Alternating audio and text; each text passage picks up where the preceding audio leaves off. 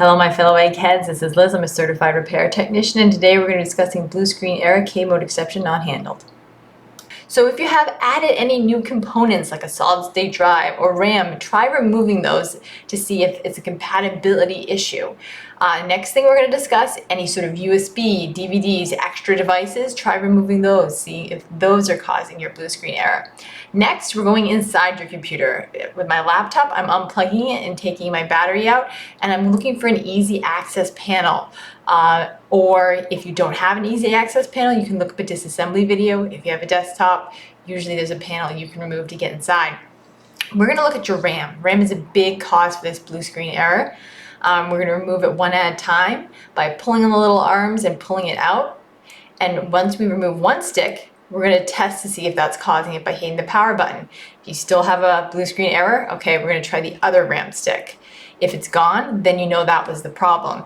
Because RAM is kind of like headlights on a car where they tend to go bad one at a time. So I'm going to switch sticks. Once again, try turning on my computer and see if the blue screen error goes away. If you still have that blue screen error, that means you need to move on to the next step in the troubleshooting process. It's very unlikely for two RAM sticks to go bad at the same time.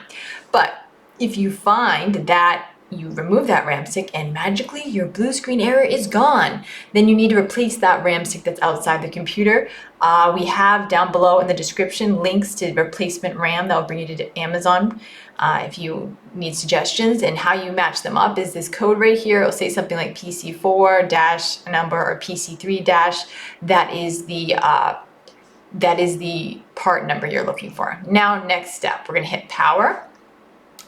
And then we're going to tap on Alt and F10 at the same time to access your recovery manager. You might have to try this a couple of times. It can be tricky.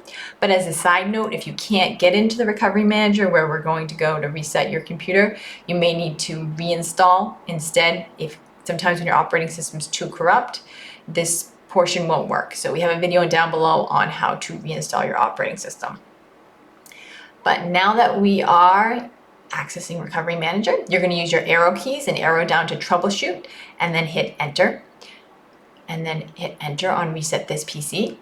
Now, you have two options. The keep my files option tends not to work as well, but it does keep your files so you don't lose anything. The remove everything option tends to work better, but you lose all your data. So I select that, hit enter.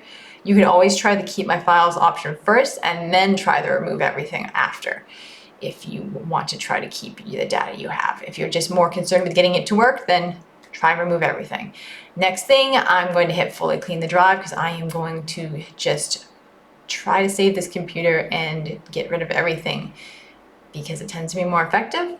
And then I'm going to hit enter.